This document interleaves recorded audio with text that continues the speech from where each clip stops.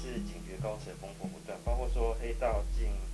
松山分局去砸场，然后警政高层还涉嫌说有湮灭证据的嫌疑，然后昨天又发生了义警的参叙遭到丢蟑螂，然后民众都质疑说警察风气败坏，甚至说黑道治国。委员对这个有什么看法？我觉得现在的台湾呢、经常是针对某一个这个特定的事件啊，就给它扩大的去报道啊。那这次的松山黑衣人砸场事件，其实如果不是因为对应了中立分局的这个临检盘查的时候啊，对于我们这位这个跳舞的老师詹老师哈、有做出这个我认为是逾越比例原则的一些强制力啊，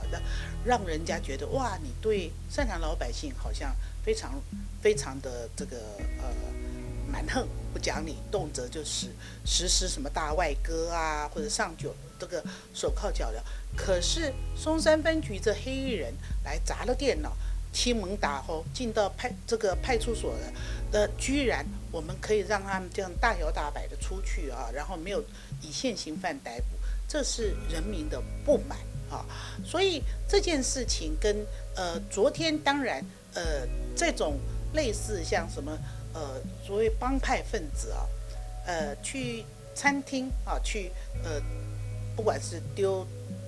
蟑螂啊，或者是去闹场的事情，我们偶尔也会时有所闻。那昨天只不过是我觉得是很巧合，刚好有所谓双北的局长在那边聚餐。那现在听说抓到了哈，可能是因为这个餐厅老板自己本身的债务问题。那我们其实国内啊这些帮派啊去围事去讨债的时有所闻。我觉得这件事情，但它的发生的时机也是刚好，警察备受各界的指责，希望我们对于这些黑道能够展现比较强硬的公权力的时候，那现在呃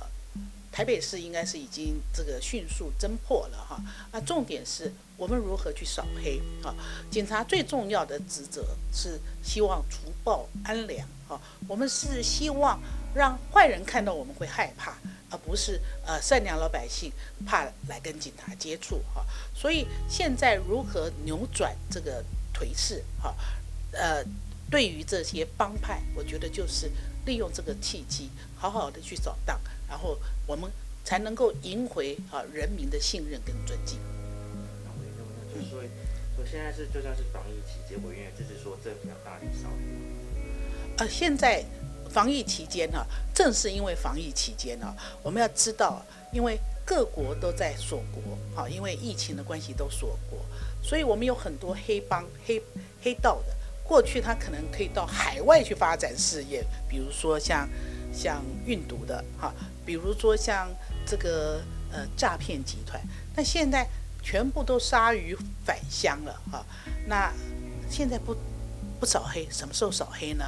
难道一定还要让他们继续在鱼肉乡民，让台湾整个沦陷吗？